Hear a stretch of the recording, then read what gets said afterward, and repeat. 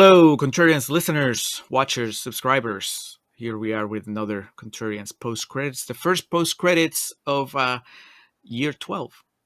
So, opening with a bang, a movie that we never would have watched on our own.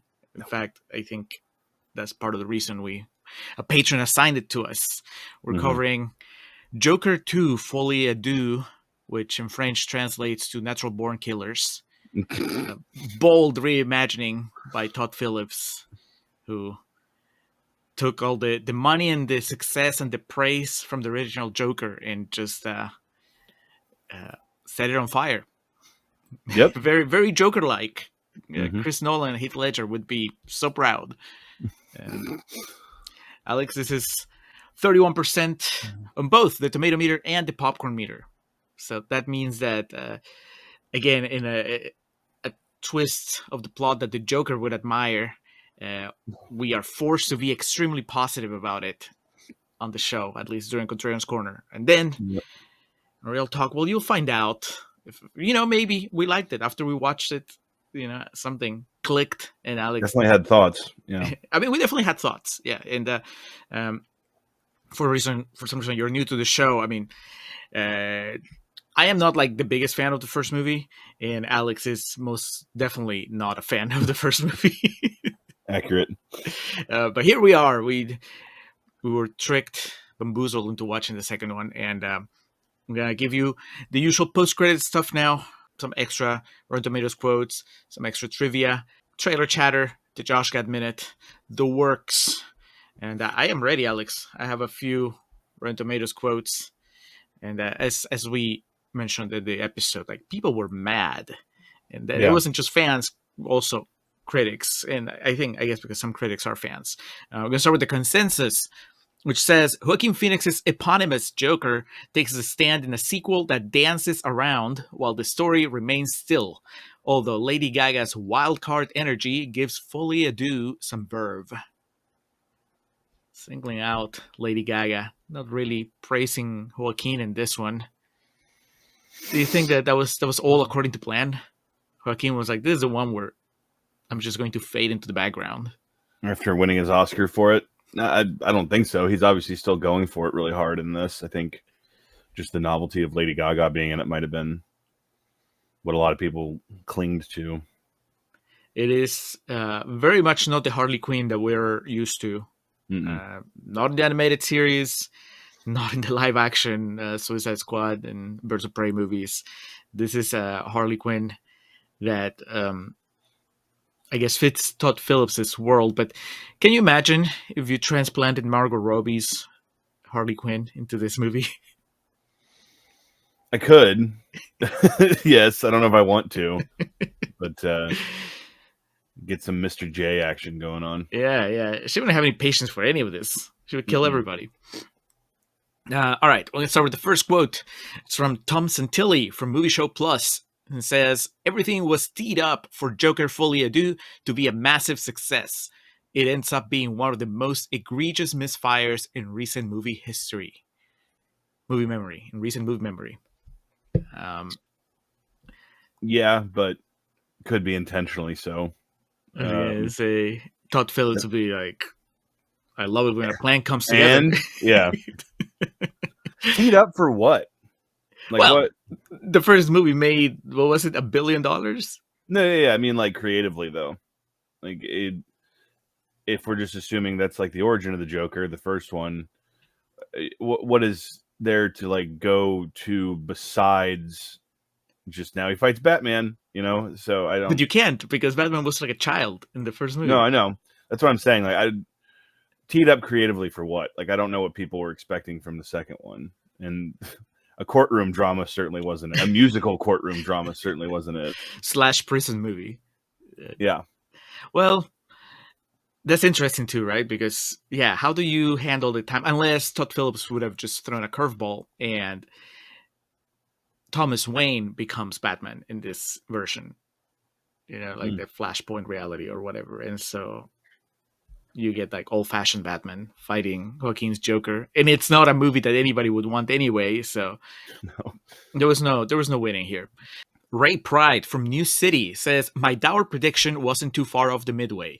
Todd Phillips' combined self-immolation and sustained fuck you to audiences that plunk down their hard-earned is wholly in line with his lifetime of self-anointed punk attitude. Well, first film he made was a documentary in which he followed G.G. Allen around the country for, several years. So I think he might have earned his stripes a little bit in that regard, but I mean, you tell that me, review Alex. is kind of on the money. So, Todd Phillips, punk filmmaker, would you say? At one point, yeah. Like we talk about this. I watched this movie and I could just see him like, they like in the 2019 and 2020 Oscars, the one where Joaquin won. I remember when he's doing his weird rambling speech, they cut to Todd Phillips like sitting there, and he looked like made Sam Worthington look tame as far as pretension goes. It's yeah, it's a very strange thing. We've had our extended discussions about the Hangovers 2 and 3, and the like would be malicious intent behind those, and I think that's definitely on even more full display in this. And yeah, but Hated is awesome. It's one of the best like rock docs ever made, so I can't take that away from him. Is it possible that the filmmaker behind Hated had this decades-long plan to infiltrate Hollywood, become successful, and then at the height of his success, turn around and give everybody a middle finger? I remember when I went to UNT, I didn't see him, but I remember my roommate at the time, Todd Phillips came and spoke to the film department at UNT, and I remember him like relaying some of the quotes of what he said there, and he was one of those, you don't need film school, you don't learn anything here, which is easy for someone in his position to say, but it comes in a very, like P.T. Anderson's a good example of someone who has a similar message to that, but the way he says it isn't like, it makes me roll my eyes or be like, fuck you. Because, PTA's thing, he said like his first day in film school, his professor said, if you're here to make the next Terminator 2, then you're in the wrong place. And P.T. Anderson's like, Terminator 2 fucking rules. What's your problem, man? Well, I guess one day, you always have that hypothetical. If I ran into this person at the airport and we had... If I ran into Todd Phillips, it'd all be G.G. Allen discussion. That's all I'd want to talk to him about. You wouldn't like have a parting shot about Joker 2? No, or Hangover 3. That like G.G. Allen and Hangover 3, like this movie, it's still like it was so bad that there will be like some legacy surrounding it and people will debate it. Hangover 3 just came and left, but I feel that's like he's like, all right, fuck you. Like you want me to make a different movie? Here's like this crime drama where a guy gets kidnapped. This is just trash, and I think we're going to talk a little bit more about some of the psyche here. I could just imagine, you guys are like shaking hands as you're leaving, and Todd Phillips is just looking at you like, it's okay, you can ask. You can ask me about Joker 2. No, and then I just throw him a complete curveball with. So Hangover 3, what were you thinking, man? All right, one more quote. May Rude from Out Magazine says, it doesn't matter if he's really Arthur or the Joker. It doesn't matter if he wins his trial. It doesn't matter if society is broken. It doesn't matter if he gets the girl. It doesn't matter if he dies. And it doesn't matter if you see this movie. It took a long time to get where your point was going, man. Well, good news is his review was apt because not a lot of people saw this movie. I feel like to the people that saw it, that mattered, though, a lot. Hence, yeah, one way or another. Yeah. I was actually this morning on the Porcelain Throne scrolling letterbox reviews of this, like from people I know or follow, rather. And some people, like, I feel are performatively positive about this movie. And performative may be too cynical of a word, but I feel that the people who liked it have since been like galvanized to be even louder about their support because of how like reviled this movie is. So you're right. One way or another, when people saw this movie, they had a reaction to it. You and I had a reaction to it. I would like to say our reaction was tempered by, our lack of engagement with the first movie. That's true. And spoiler, yeah, I still find the first one to be more repugnant than this, but repugnant. I mean, it does matter to some people, especially the way this movie ends. Not going to flat out spoil that, but I mean, there's some intention behind that. Yeah, Yeah, I don't know. I really, I mean, like, I as much as I enjoy making fun of the anger in this quote and all that stuff, I think that to say that what happens in this movie doesn't matter, unless they're talking about like because of that specific ending, that Mm-hmm. they're saying that the ending makes it to where nothing matters. But I would like to think that they're getting at something else, and that the whole thing is an exercise in just pissing off your audience, which maybe, I mean, I don't know. Again, I would ask Todd Phillips at the airport. I'd be like, hey, level with me. I'm not recording. Yeah. I'm not doing anything. Just for funsies, tell me. Did you really want it to just burn it all down? Was that the plan? And he'll just like take a drink and like give me the nod and walk away. Be like, say no more, man. All right. Well, with that, we move on to trailer chatter, where we talk about the Joker trailer. And Alex, I mean, I sent you the link to what is called the official trailer. Yeah. I remember the teaser. Yes, because the Because it teaser was ends with so. the Lady Gaga like drawing Yes. the smile on the glass, and And then then he like moves into it. Oh, dude. yes, Oh, it's so fucking bad. Yeah, so I remember that. And here you get a bit more musical influence. And there's like this non-contextualized shots of the Joker in full regalia defending himself in court. And like, as silly as that is in the movie, they at least have one line of exposition that explains why he's allowed to dress like himself in court. But you're just watching this like unabashed. You're like, what? Huh? It like, this is like modern trailer shit. But it like the last like the climax of the movie is almost spoiled in this. Like it's I mean, yeah, you have that shot of him face to face with one of his groupies, I guess, yeah, after he and escapes. yeah, I don't know.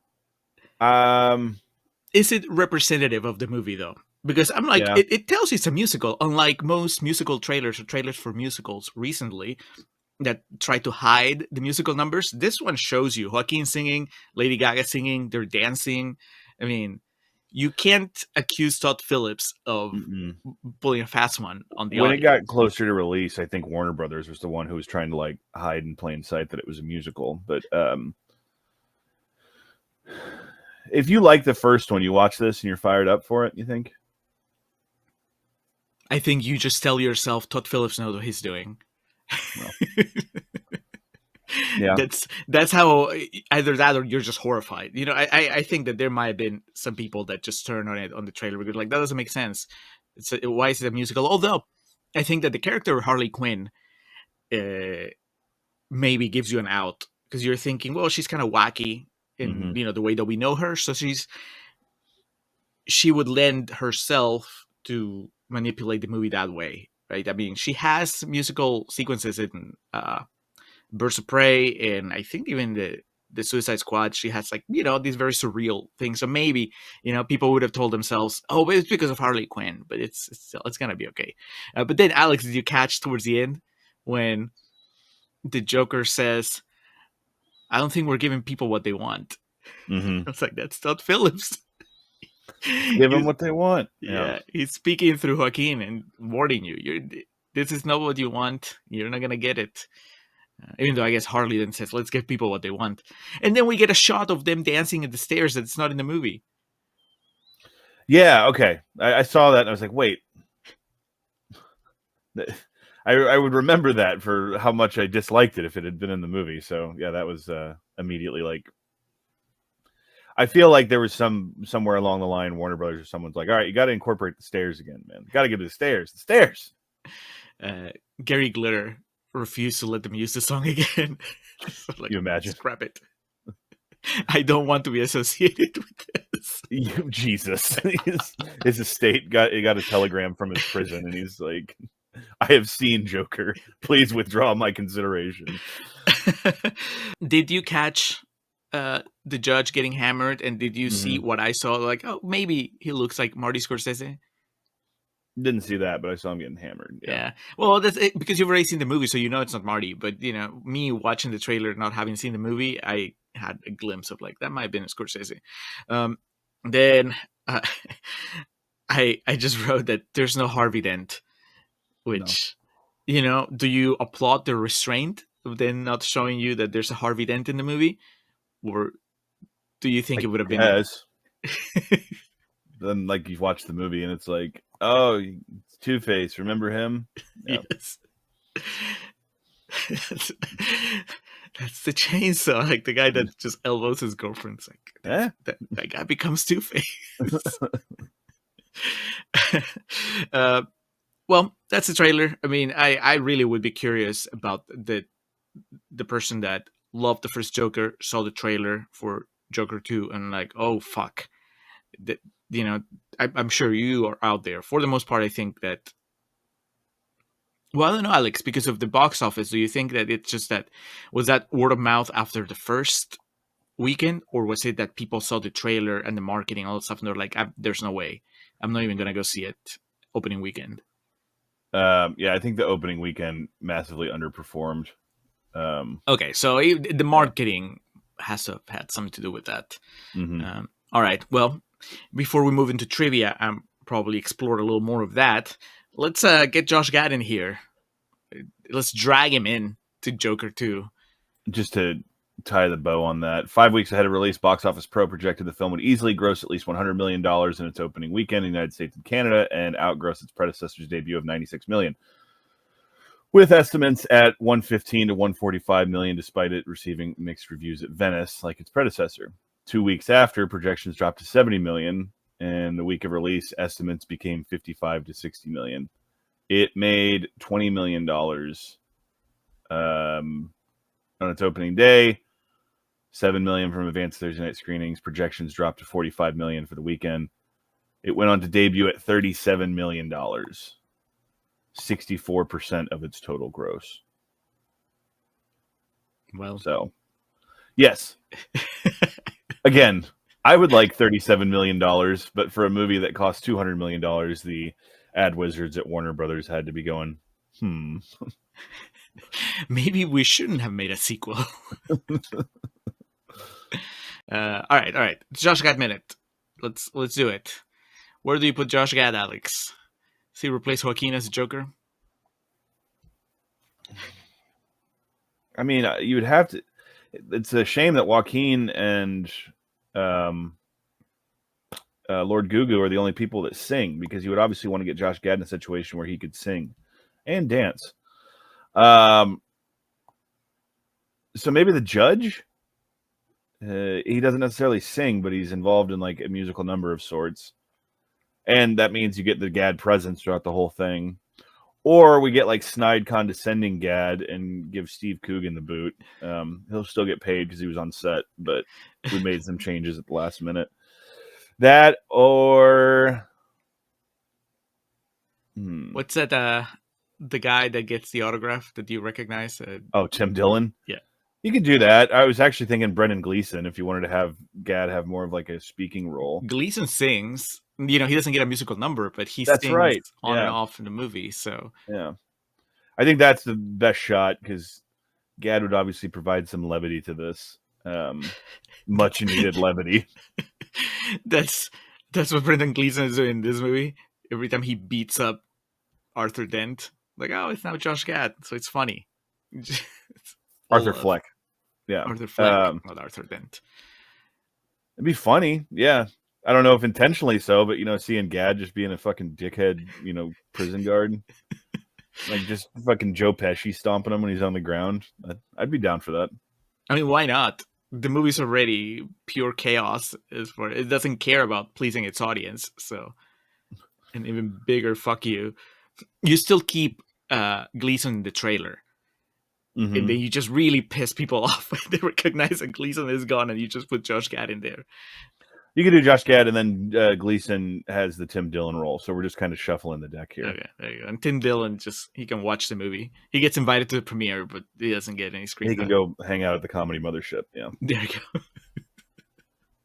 All right, I'm happy with that. I'm happy with Josh Gad taking over the Brendan Gleeson role, and then some reshuffling being done. Because the only other option is he plays Harvey Dent, but Harvey Mhm. Dent doesn't sing or dance. I do like the idea of Josh Gad as Two Face in this reality, but you don't really get there. So it's like a Two Face prequel.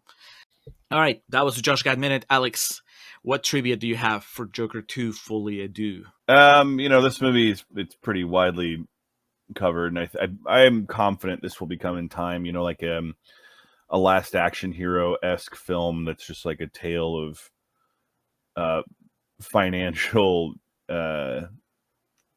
lack of discipline, just that becomes a legend. But this was directed by Todd Phillips, written by Scott Silver and Todd Phillips, premiered at the Venice Film Festival on September 4th of 2024, and was released just a little over a year ago on October 4th of 2024. Budget of $200 million with a gross of just a little bit over that. Joker was intended to be a standalone film. Warner Brothers intended for it to launch a DC Black line, a line of DC-based comic films unrelated to the DCEU, with darker, more experimental material similar to the DC Black Label comic publisher, excuse me. However, even before the film wrapped, Joaquin Phoenix told director Todd Phillips that he did not feel ready to leave the Arthur Fleck character behind. What? One night, while falling asleep, Phoenix had a dream of his character performing on stage, telling jokes and singing, giving him the idea of possibly doing a musical sequel. They then brought this idea to producer Toby Emmerich.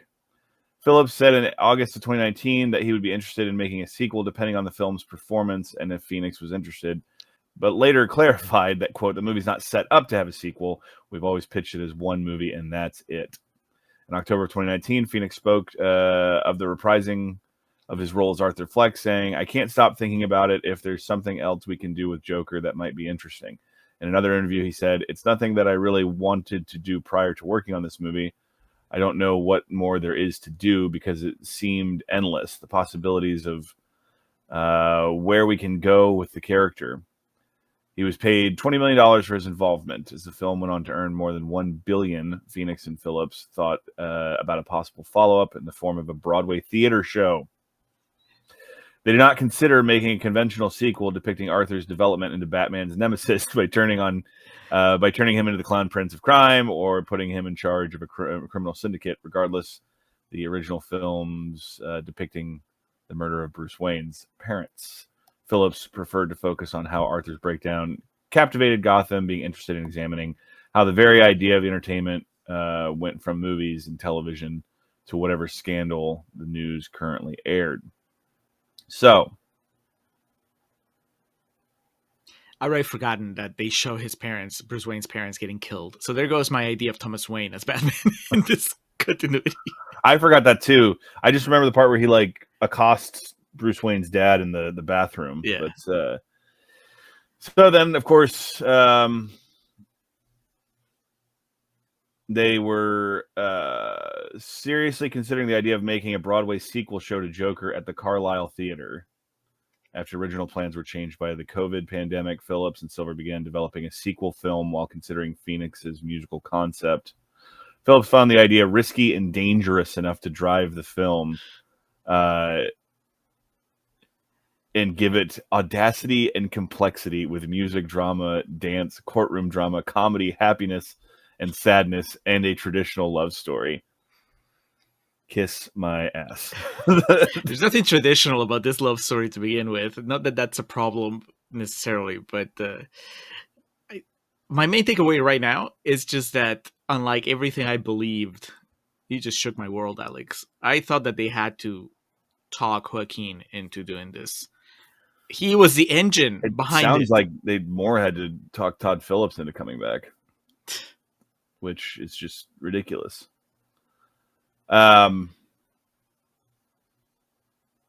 Yeah, I think that it's just, this is an idea, like, I don't know, because then it also, our driving thesis of he did it like to say fuck you to the audience of the original Joker. It's also possible, and it could be just right in front of us, that these artistes just really overthink things and, get this idea and no one's there to rein them in. And we talk about this too. Yeah, damn right, Warner Brothers wasn't going to rein in Todd Phillips. They let him make the first one and it made $1 billion. And got a bunch of Oscar nominations and shit. So they're like, but okay, so there's like the one guy that's in between, right? The we production talked and the about like, studio. we talked about the one guy in like the meeting that would be like, he's got the script and he's looking and like, the other guys like with the readers on the tip of their nose, like, and he's afraid. He's like, he's only been there like maybe 2 years. He doesn't have the seniority, so he's afraid to say something. But he goes home to his partner and is like, I don't know what we're doing here, but I'm afraid to say something. Yeah. So I don't know, man. Coming to Broadway next Yeah. season. But then, okay, so if they done it in Broadway, Joaquin Phoenix is a great actor, but I don't know that he's a Broadway level singer. So they would have had to just cast someone else. Right? Mm-hmm. Well, I wish we were well versed on Broadway actors, because then we could have a replacement roundtable right now. But as it is, I couldn't tell you. I just know that. Man, I don't even know if the novelty of seeing it on stage would make me want to watch it again. No. Because this film's been released, like, if it had just gone like straight to the stage, I would have like definite morbid curiosity about it.